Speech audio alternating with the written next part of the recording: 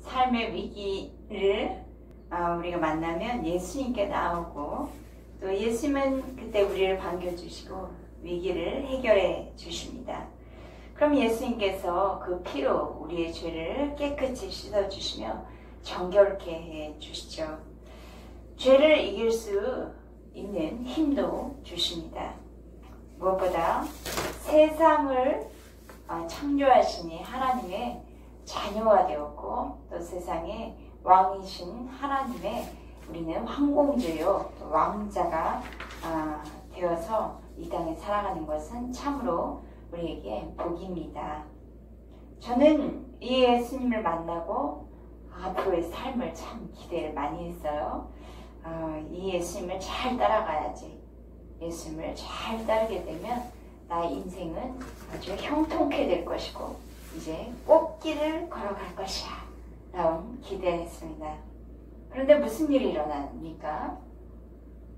믿음대로 살려고 하면 할수록 고난과 시련이라는 것을 맛보기 시작했어요. 예수님을 따르는데 왜 이런 고난이 오는가? 머릿속은 아주 복잡해지고 혼란스러워질 때가 있었습니다. 오늘 본문 이 베드로 전서가 쓰여진 시기는 로마 네로 시대의 기독교 박해가 극심할 때였습니다. 기독인들이 황제 숭배를 거절하니까 로마 황제는 AD 64년에 기독인에게 2명을 뒤집어 쓰여요. 그 로마에 대화재가 일어났는데 그것을 전부 기독인이 한 짓이다. 그렇게 소문을 퍼뜨리면서 기독인을 향한 잔인한 박해가 시작되었습니다. 당시에만 기독교에 대한 박해가 있지는 않습니다. 지금도 여전히 기독교 박해가 있는 국가가 있습니다. 그 기독교인이라는 이유만으로 박해를 받고 또 살고 있던 곳에서 쫓겨나기도 하며 테러를 당하는, 그래서 죽음의 위기에 놓여있는 사람들도 있습니다. 우리의 이웃, 가까운 북한에 우리 이웃이라고 하는 수 있나요? 우리 한민족이죠. 가까운 북한의 지하 교인들만 해도 엄청난 핍박을 지금 받고 있죠. 이렇게 예수님을 믿는데 고통을 당할 때 우리는 이제 안에서 질문을 터뜨리기 시작을 합니다.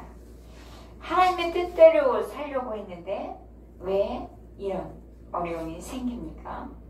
말씀대로 순종해서 살려고 했는데 왜 집안에 이런 평지풍파가 일어나는 것일까요?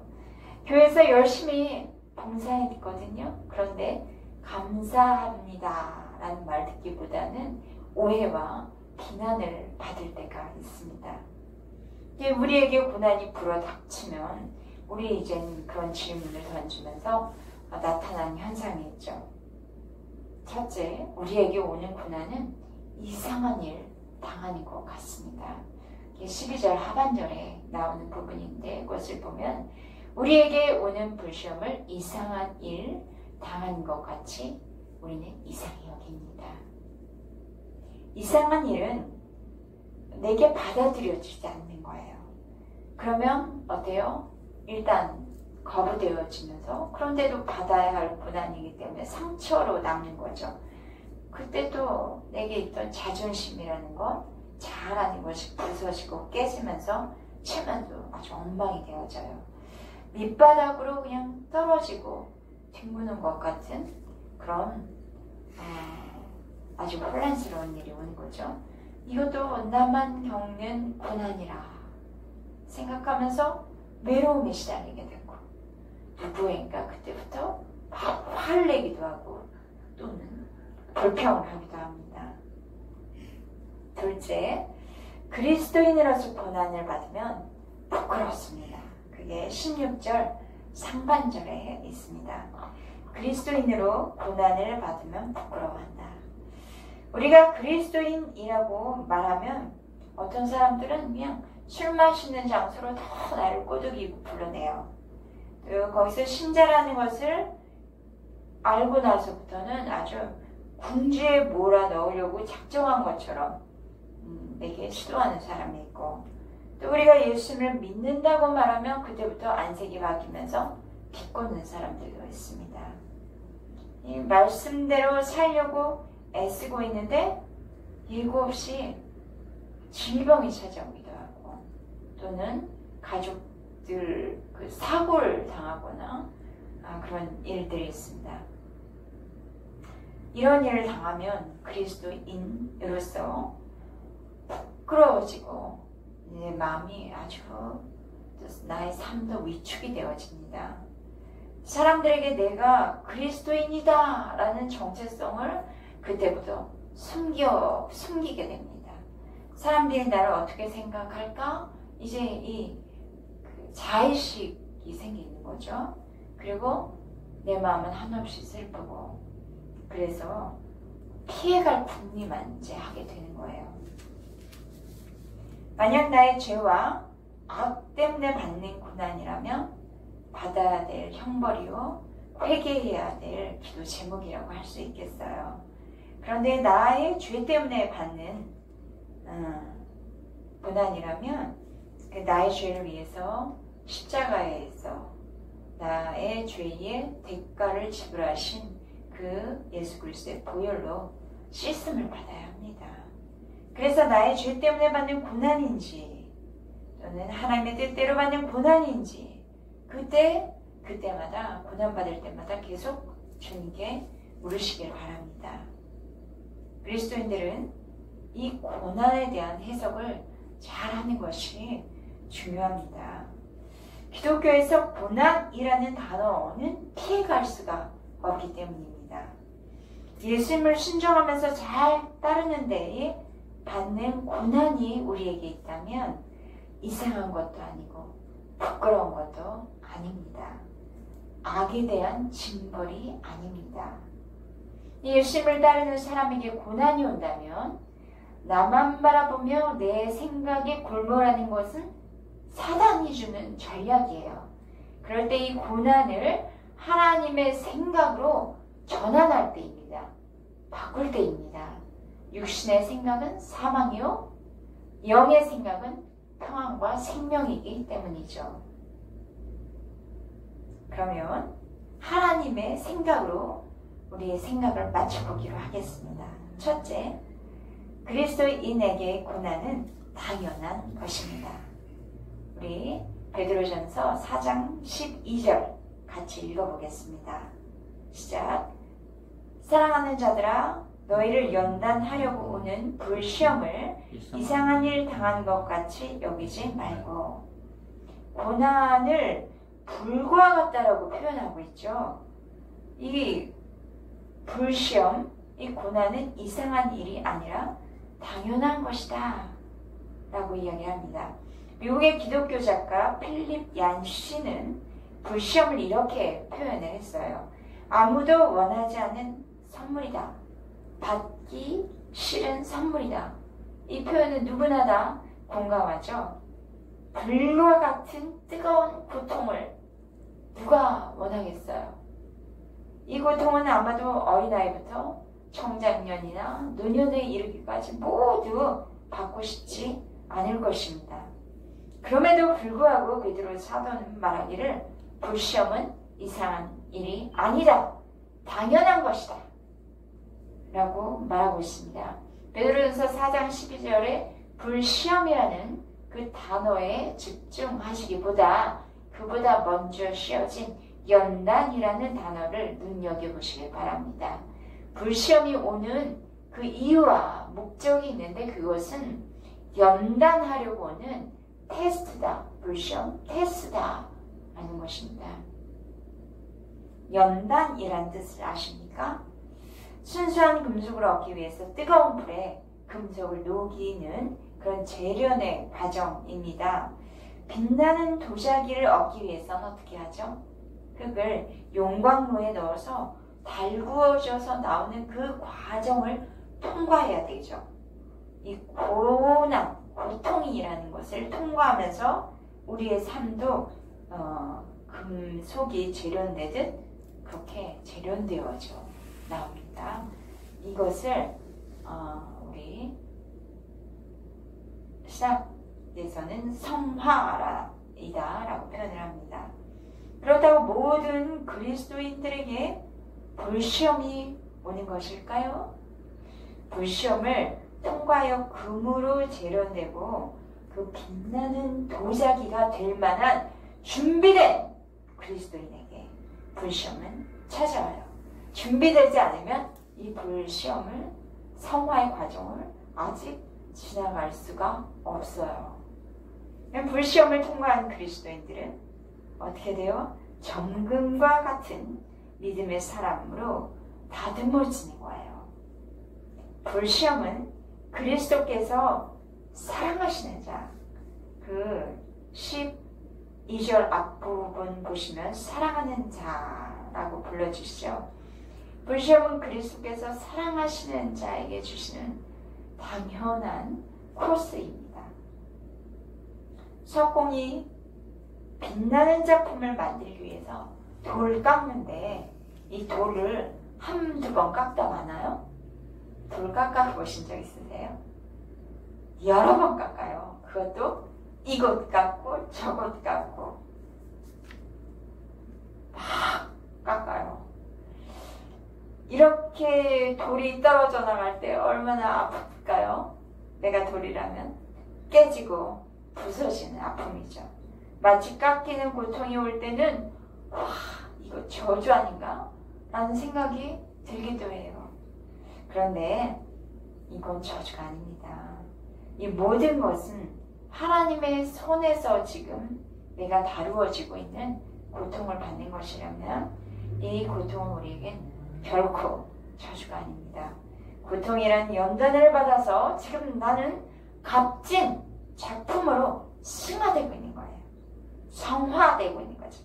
반짝반짝 빛이 나는 순금으로 성화되고 있는 거예요.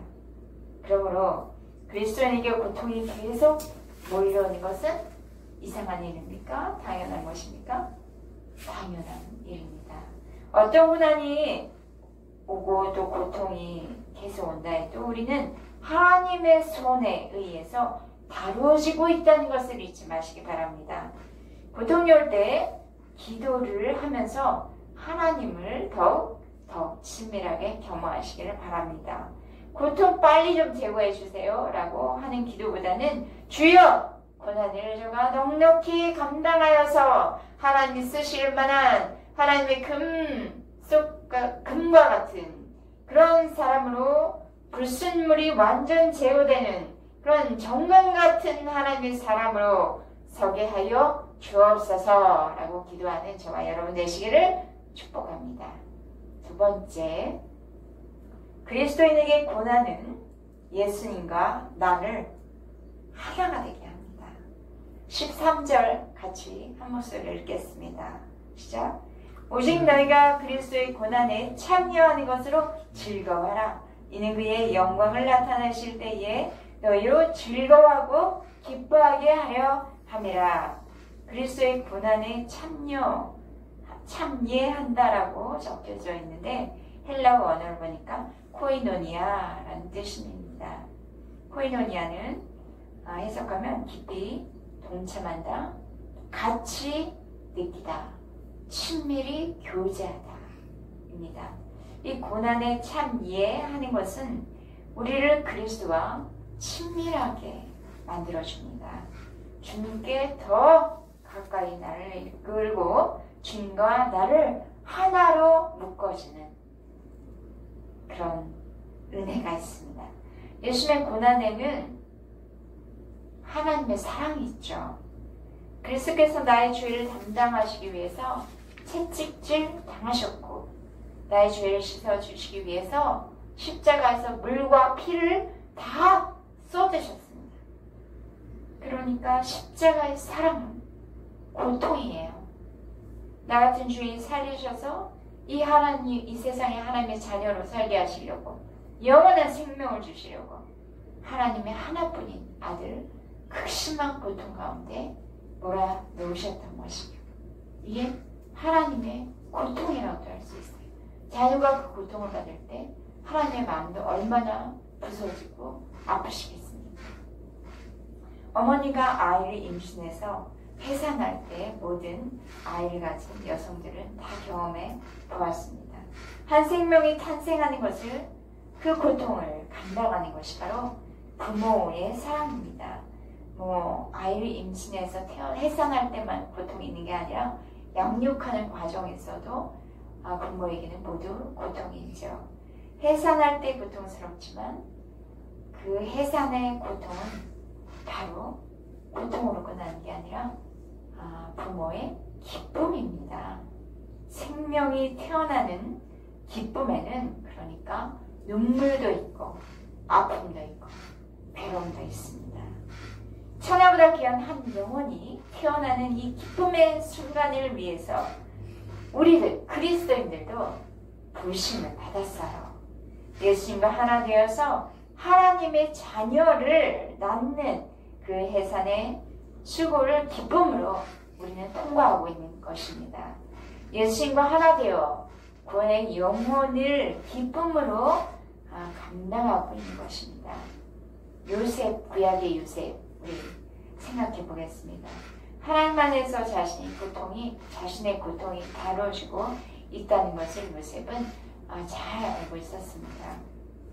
요셉이 총리가 되어서 자신을 팔아넘겼던 형들을 만났을 때 원망하거나 저주하지 않았거든요. 뭐라고 했냐면 하나님의 큰 구원으로 당신들의 생명을 보존하시고 당신의 후손을 세상에 두시려고 나를 당신들보다 먼저 보내셨나니 라는 고백을 합니다.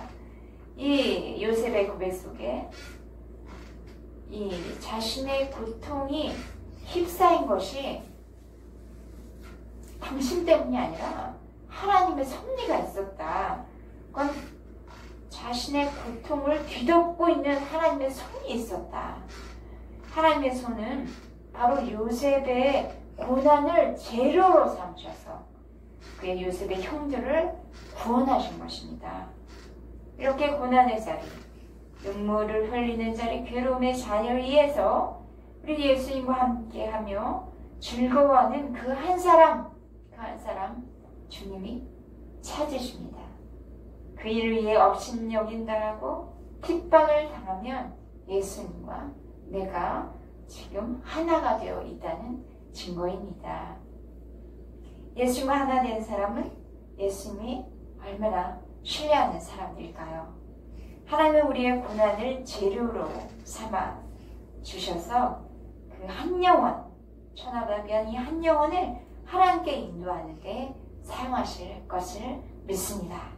우리는 고난 자체만을 기뻐하는 것이 아니죠.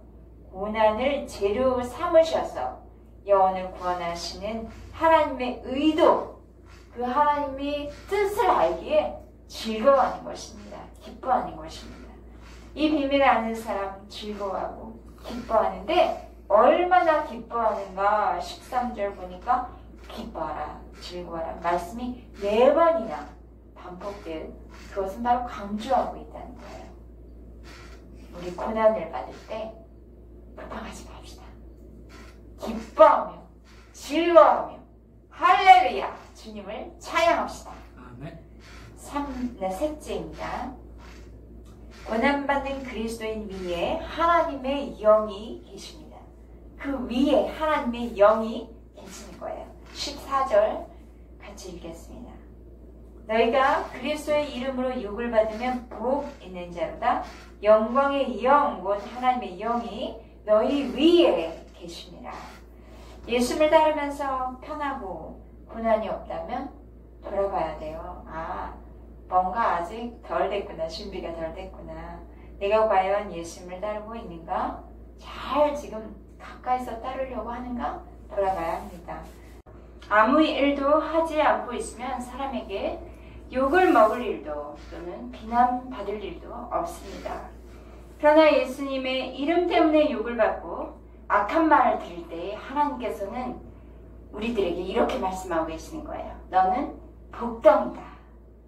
복덩이란 바로 축복의 통로입니다.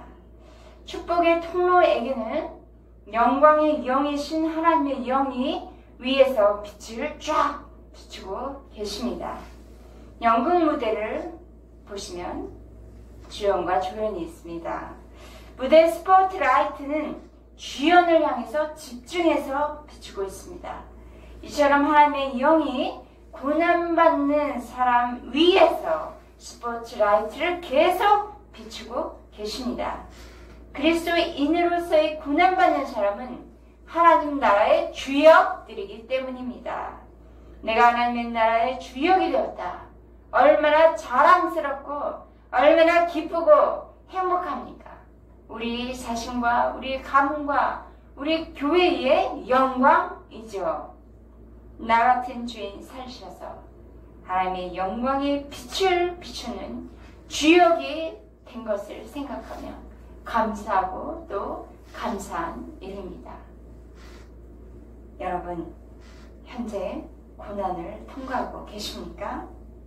더욱 하나님께 충성하는 그런 저와 여러분 되시기를 바랍니다.